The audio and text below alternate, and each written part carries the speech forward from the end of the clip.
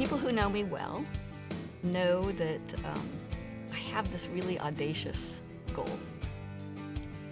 And my audacious goal is to make a difference in world peace.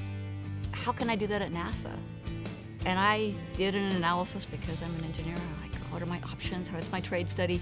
And I said, you know, working in earth sciences is the closest I think I can get in NASA to making a difference working towards world peace.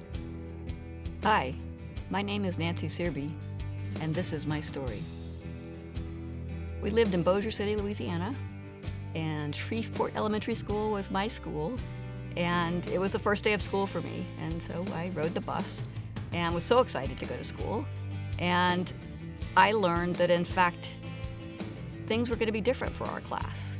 And we were told that we would not stay in one classroom, we would switch classrooms, as it was the first time that black and white children were coming together, and black and white teachers were coming together. And there were concerns about having children, white children, sit with a black teacher full time, and so they had us change classes. And for me, you know, I was a little kid, I didn't understand, and all I did was loved all my friends. And so it really stuck with me because I didn't understand that. And in fact, I think we've made a lot of progress since then. I think we still have ways to go. And yet I still feel like we've made a lot of progress in understanding how important differences are and each of us can bring to the table.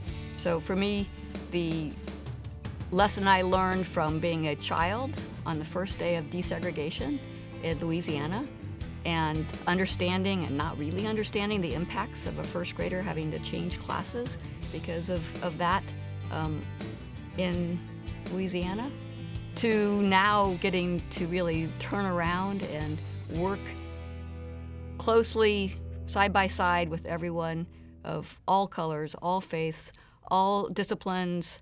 That really is an amazing experience for me. My dad was in the Air Force, and he was a navigator for B-52s.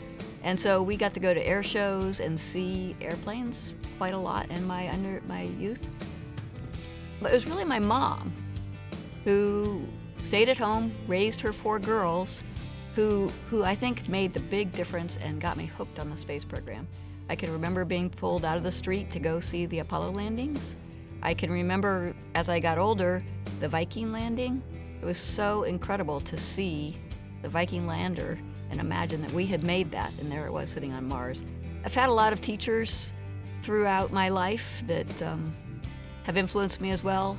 Once I got in college, there was an instructor named Marv Letchis, who's no longer with us. He encouraged me to give speeches, and I did that as a student, and through the American Institute of Aeronautics and Astronautics, AIAA, and I won the student competition. And I was very excited, as you might imagine, to win a prize and the recognition, and I got to go to an international conference. And for AIAA, they paid my way. I got to go to Sweden, and I got to present, and I won again. And I was just over the moon. I got a little gold medal, you know, it was like really cool. And I went home and told him, and he's like, you know, I knew this guy. He did well when he was young, and he stopped. And he peaked early and low. And then he walked away.